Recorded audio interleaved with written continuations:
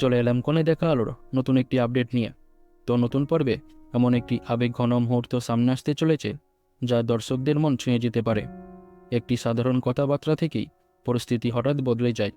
অনুভবের বলা একটি কথায় লাজুর মনে গভীর আঘাত লাগে।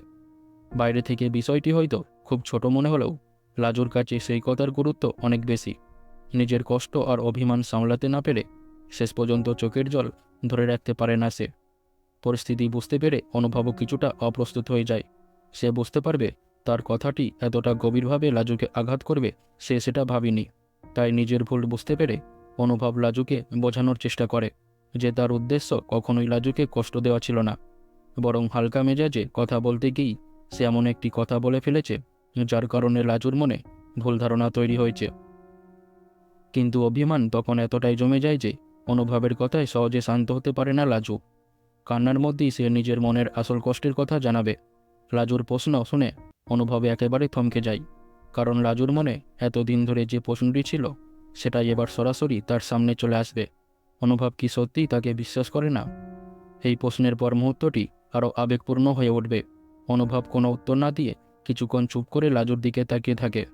তার মুখের অভিব্যক্তি থেকেই বোঝা যায় লাজুর কথায় সে নিজেও বেশ অবাক এবং চিন্তিত হয়ে পড়েছে। এতদিনের সম্পর্কের মধ্যে জমে থাকা ভুল বোঝাবুঝি কি এবার প্রকাশ্যে চলে আসবে, নাকি অনুভব নিজের অবস্থান পরিষ্কার করে লাজুর অভিমান ভাঙাতে পারবে? তো আগামী পর্বে এই ঘটনাকে ঘিরেই গল্পে নতুন একটি মোড় আসতে পারে।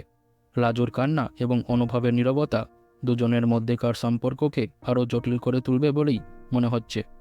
শেষ পর্যন্ত তাদের মধ্যে ভুল বোঝাবুঝি দূর হবে, নাকি এই ঘটনা আরও বড় সমস্যার সৃষ্টি করবে, সেটাই এখন দেখার বিষয়। তো আপনাদের কি মনে হয়, অনুভবের কথায় লাজুর এতটা কষ্ট পাওয়া কি স্বাভাবিক? অনুভব কি সত্যিই লাজুকে বিশ্বাস করে না, নাকি কথাটিকে ভুলভাবে বোঝাইছে লাজু? তো অবশ্যই কমেন্টে জানাতে পারেন, এবং এরকমই আপডেট পেতে চ্যানেলটি সাবস্ক্রাইব করে পাশে থাকবেন।